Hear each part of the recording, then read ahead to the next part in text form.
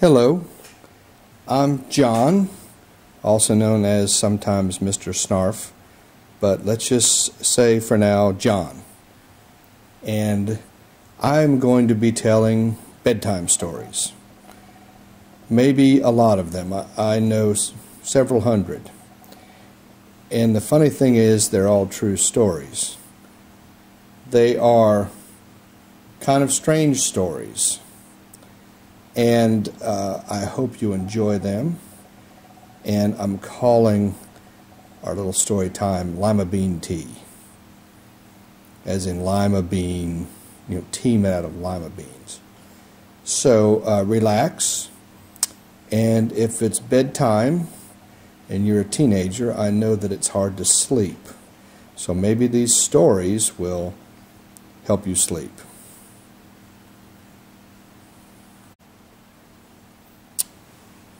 I'm going to tell a story about when I was a boy and just some of the strange things I thought when I was a boy. This is one of the things that doesn't make any sense, and it's kind of random, but it's just something I really thought. And let me explain that where I grew up in Ohio, we were kind of poor. And we didn't know it, though, so it didn't matter. I had 7 brothers and sisters, and I had lots of aunts and uncles and cousins. And it was a big deal to get together in the summer for picnics and get-togethers and family meals where 10 of us were sitting around a little table and eat corn on the cob. And corn on the cob is kind of a big deal up north because you just get it for, I don't know, 6 weeks or so. And so when I was real little, like around 5 or 6, everybody was talking about corn on the cob one day. And my mom had all this corn, and we removed the leafy part, that's called shucking the corn, and took all the little silky part off. And she boiled it, and everybody kept talking about this corn on the cob. And I didn't understand what the whole big deal was about corn on the cob. So dinner time comes around, and my mom, my dad, my big sisters, and I think an aunt and an uncle were there, and they were all excited about this corn on the cob. And I'm 5 years old, and I can't figure out what the big deal is. But anyway, they served the corn. Of course, we said our prayers, etc., sat down all together, and there were maybe 12 of us. And so they passed this corn around, and I just didn't really understand how you would eat it or anything else. So all the adults were very excited about the corn on the cob. Maybe this was the first time for that year we had corn on the cob, fresh corn on the cob. And when they ate it, they really stuck their teeth out really far. And they really bit into this corn. It was really loud, the noise they made.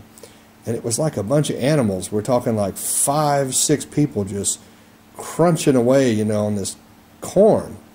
And it just looked strange to me, just these people just going crazy over this corn on the cob and just snarfing away at it, and there was butter everywhere, and there was that little corn juice that comes out of the kernels kind of flying around. And I just thought this was a really strange phenomenon. And so I'm watching them eat the corn on the cob, and they're all excited, and it just, if you've ever heard a horse eat corn on the cob, that seemed to me what it sounded like. And I tried to take a couple bites, but I just didn't bite it hard enough. And I just remember watching all the adults, who were probably in their 30s and 40s, just really attacking this corn on the cob. And I just thought it was strange. And when I tried to bite into it, I had a lot of trouble biting into it. I just didn't really think it was all that great. And then they were telling this story.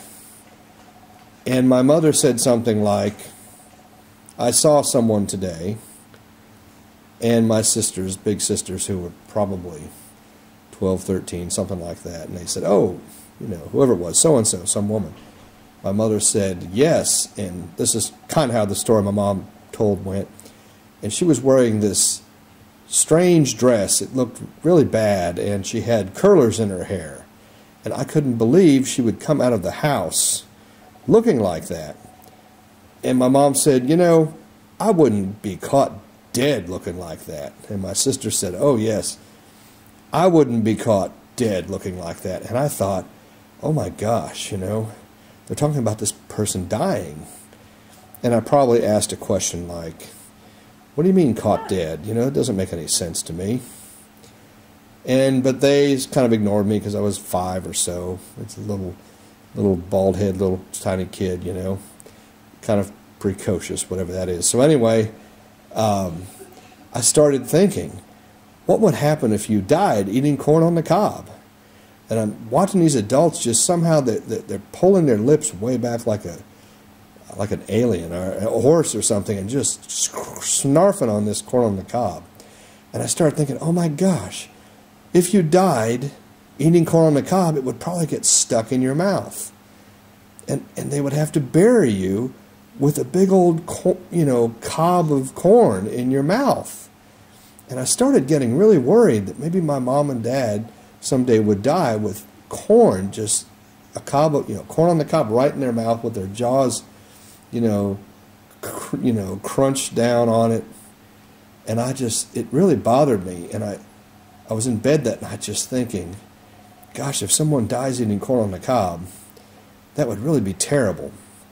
And it just kind of scared me. And I remember thinking how embarrassing it would be to go to a funeral and there would be maybe my dad or uncle laying in a casket with a suit and tie on, all looking very natural, but this ear of corn in their mouth. And I was just embarrassed for them. Of course, I don't know if anything like this ever happened in the whole history of the world, but to me it was a real problem. And then I pictured maybe they would have to have a coffin that was shaped sort of like your body, but then it would stick out right where the corn was. So it would come down around your head and then go way out for, about 6 inches on each side, then go down 3 or 4 inches and back in. And how weird it would be. So that's just a goofy story about when I was a boy.